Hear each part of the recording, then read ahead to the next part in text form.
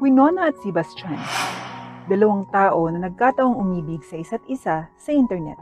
Ngunit kahit isa sa kanila ay hindi pa nakita ang mukha ng kabila. Parehong inangkin na nahulog ang loob nila sa personalidad ng isa't isa. Sinabi ni Winona na na-inlove siya kay Sebastian dahil lagi siya nitong binabantayan sa pamamagitan ng pagpapaalala sa kanya na kumain sa oras o matulog ng maaga. Habang sinasabi naman ni Sebastian na na-inlove siya kay Winona dahil sa sobrang hilig nito sa tuwing nagkukwento ito tungkol sa paghahalaman. Gusto raw niya na kung gaano kasaya si Winona sa tuwing siya ay nagsasalita tungkol sa kanyang paghahardin habang nakikipag-usap sila sa isa't isa sa telepono. Nakaupo si Sebastian sa kanyang kama habang hawak ang kanyang phone ginagamit para i-chat ang magandang dalaga. Isang ngiti ang sumilay sa kanyang mukha. Mahal na mahal niya si Winona kahit hindi niya nakikita ang mukha nito.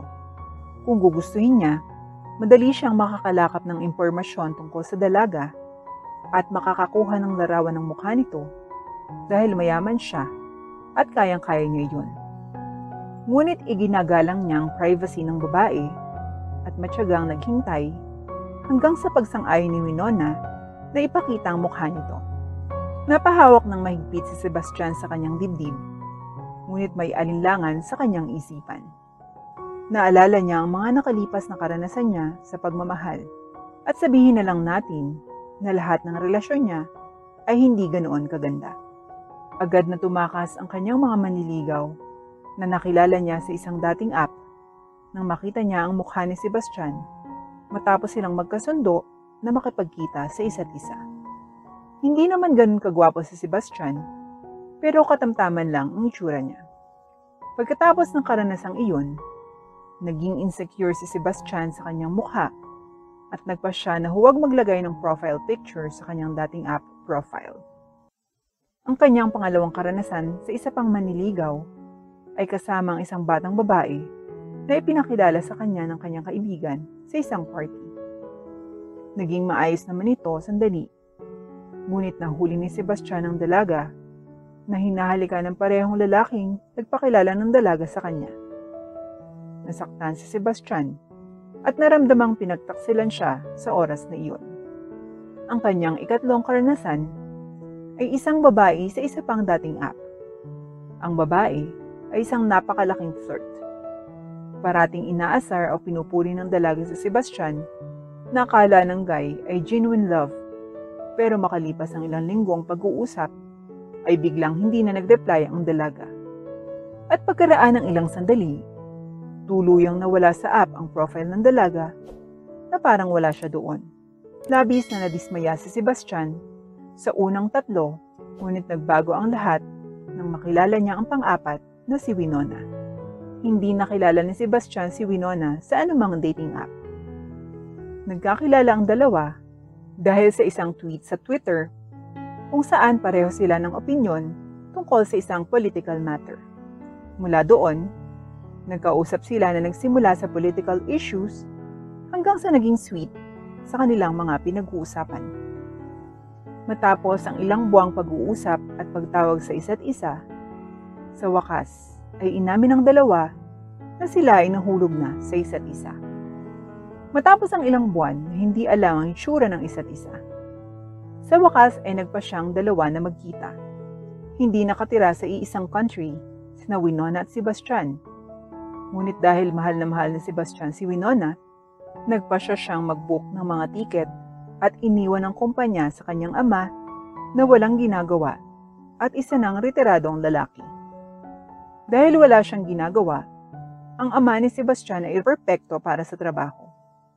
Bagamat nagalit ang ama ni Sebastian, hinayaan niya ang kanyang anak nang makita kung gaano siya kasaya nang sabihin niya sa kanyang amang tungkol sa isang babaeng ito mula sa ibang bansa na gusto niyang puntahan at pakasalan.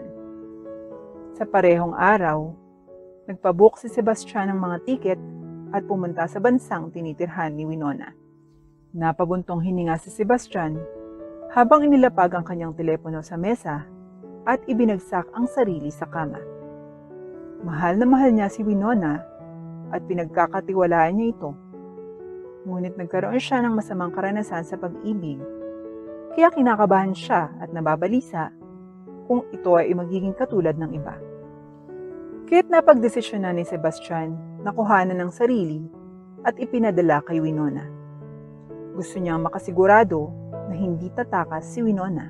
Inahagis ni Sebastian ang phone niya sa kama at naghintay saglit. Kinakamot niya ang sarili dahil sa pagkabalisa at triple ang kaba niya nang makarinig siya ng ding. Hudyat na nakita na ni Winona ang litrato na may nakalagay na "Okay lang ba ang aking hitsura?" na mensahe ni Sebastian. Laking gulat ni Sebastian nang makita ang sagot ni Winona. "Ang gwapo mo! Hindi ako makapaghintay na makita ka. Nagtataka ako kung bakit hindi mo ginawang sorpresa, pero okay lang. Hindi ako makapaghintay na makita ang lalaking mapapangasawa ko." "See you soon, Sebi." Halos napasigaw si Sebastian sa kanyang unan nang makita ang mensahe. Wala pa ang pumupuri sa kanya ng ganoon. Kahit ang sarili niyang ama ay hindi siya pinuri ng ganoon. Naramdaman ni Sebastian na parang nasa cloud9 siya. Ngunit saglit lang ang naguguluhang estado na iyon. Nakaramdam pa rin ng pagkabalisa si Sebastian. May posibilidad na sinabi lang yon ni Winona para gumaan ang pakiramdam ni Sebastian. Nag-alala si Sebastian. At isang medeya mula sa Jupiter ang dumapo sa ulo niya. Nakakabaliw na ideya iyon at si Sebastian na mismo ang nag-isip na nababaliw na siya pero nagpasya siyang gawin iyon.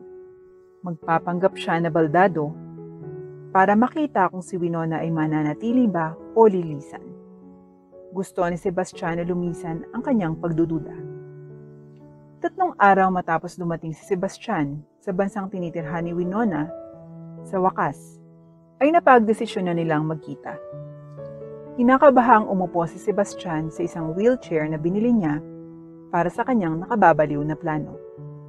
Gusto lang niyang malaman kung mamahalin pa rin siya ni Winona sa kabila ng pagiging baldado.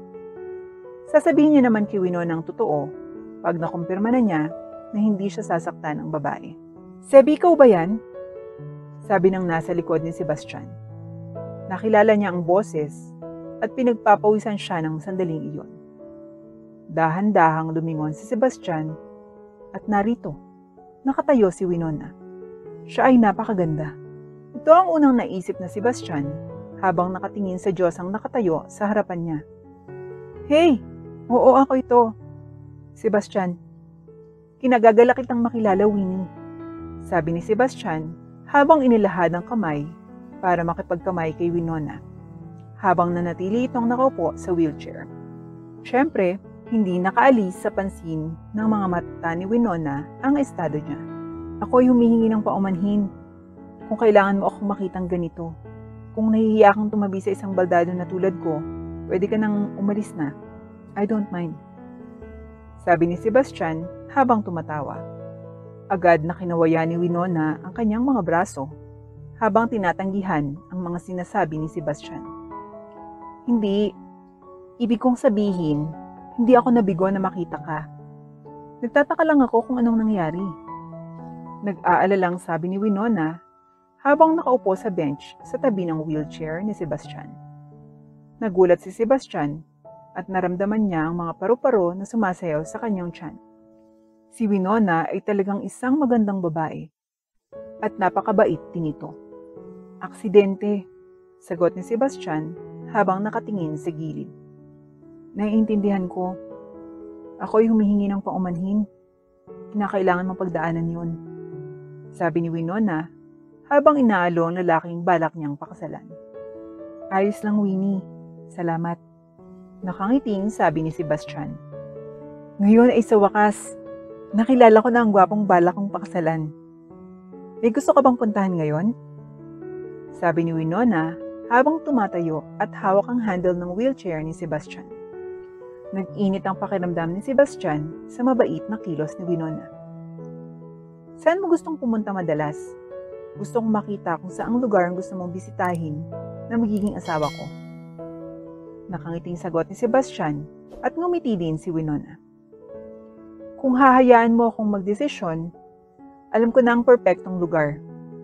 Puntahan lang natin ang lugar na ito, aking future husband. Masayang sigaw ni Winona habang tinutulak ang wheelchair ni Sebastian. Nakaramdam din ng saya si Sebastian. Masaya na hindi tumakas si Winona dahil sa nakikita niya. Natagpuan ni Sebastian ang kanyang sarili at si Winona sa harap ng isang tindahan ng mga sari-saring halaman. Maraming magagandang bulaklak ang nakadisplay sa bawat istante na may iba't ibang kulay at iba't ibang amoy. Napabuntong hininga si Winona sa nakita. Debbie, hayaan mo akong ipakilala sa iyo ang paborito kong lugar sa lungsod na ito, ang Marigold Flower Shop. Pagkatapos ay tinulak ni Winona ang wheelchair ni Sebastian sa loob at pumunta sa isang estante kung saan ay may mga pulang rosas. Kumuha ng isa si Winona at binayaran at bumalik siya sa fiancé niya na nakatingin sa ibang estante. Heto, para sa iyo, mahal ko, sabi ni Winona, sabay abot ng pulang bulaklak kay Sebastian na may matingkad ng ngiti sa labi. May mga kahulugan ng mga bulaklak, alam mo. Ang ibig sabihin ng pulang rosas ay pag-ibig. At mahal kita, kaya eto na. Sigaw ni Winona. Isang matingkad na kulay rosas ang dumampi sa pisngi ni Sebastian. Siya ay nahihiya at labis na nagmamahal sa babaeng nasa harap niya. Matapos tanggapin ang bulaklak kay Winona, inilapit mag-isa ni Sebastian ang wheelchair at pumunta sa mga estante ng mga pulang rosas. Kumuha siya ng 3 at pumunta sa cashier para bayarin ito habang gumagalaw pa rin ang wheelchair. Pagkatapos ay ibinalik niya ang wheelchair sa harap ni Winona at ibinigay sa kanya ang mga bulaklak na kabibili lamang niya. Heto, 3 rosas. It means I love you, sabi ni Sebastian, sabay abot ng bulaklak kay Winona na namumula. Tumawa ng mahina si Winona at tinanggap ang mga bulaklak bago hinalikan sa pisngi si Sebastian. Salamat. Kung gayon, pupunta na ba tayo sa park para kumain at magpahinga? Nungkahi ni Winona at tumango naman si Sebastian bilang pagsang-ayon sa ideya. Pagdating ng dalawa sa park, mahigpit na hinawakan ni Sebastian ang mga gulong ng wheelchair habang pinagmamasdan si Winona na naglalakad palayo para bumili ng hotdog sa malapit na stand. Ayaw ni Sebastian na patuloy na magsinungaling sa dalaga. Sapat na ang kanyang nakita. Enough to confirm na hindi siya pagtataksilan ni Winona. Sapat na ang magsinungaling sa kanya. Nang makita ni Sebastian na naglalakad si Winona palapit sa kanya, bigla itong tumayo at naglakad papunta kay Winona na nakatayo na parang bato. Lumapit si Sebastian kay Winona at tinitigan ito ng buong pagmamahal. Hello, Winona. Ako ay humihingi ng paumanhin kung nagsinungaling ako sa iyo. Pero ang totoo, hindi naman talaga ako baldado. Paumanhin sa pagsisinungaling ko. Pero gusto ko lang malaman na hindi ako pagtataksilan. Gaya ng mga dating kasintahan na gano'n ang ginawa. Sabi ni Sebastian habang nakatingin ng malalim kay Winona. Paumanhin sa pagsisinungaling ko. Patawarin mo ko. Nagulat si Sebastian nang maramdaman siyang may itinulak sa kanyang bibig. Itinulak ni Winona sa loob na bibig niya ang hotdog na binili at hawak-hawak niya. Alam ko, sagot ni Winona na may pilyong ngiti. Alam mo? Paano? Nauutal na sabi ni Sebastian. Bahagyang tumawa si Winona. Nurse ako, alam mo, nakita kong gumagalaw ang mga paa mo kanina at doon ko napagtanto na hindi ka pala talaga baldado. Nagtaka ako kung bakit nagsisinungaling, pero alam kong may dahilan. At ngayong alam ko ng dahilan, lubos kong naiintindihan at pinapatawad na kita. Hindi mo kailangan mag-alala, sabi ni Winona habang nakangiti ng malapad kay Sebastian. Naramdaman ni Sebastian na maiiyak na siya, pero pinigil niya. Salamat. Hinawakan ni Sebastian ang mga pisngi ni Winona at tumingin ng malalim sa mga mata nito. Napakaganda mo at napakabait. Hindi ako nagsisisi na na-inlove ako sa iyo, sabi ni Sebastian at ngumiti ng malawak si Winona. Ako rin, mahal ko. Ako rin. Magpakasal na tayo sa susunod na buwan. Gusto mo ba yon? Gusto ko yan, Sebi. At ang dalawa ay nagbahagi ng isang mapagmahal na halik habang ang kanilang mga puso ay naging isa.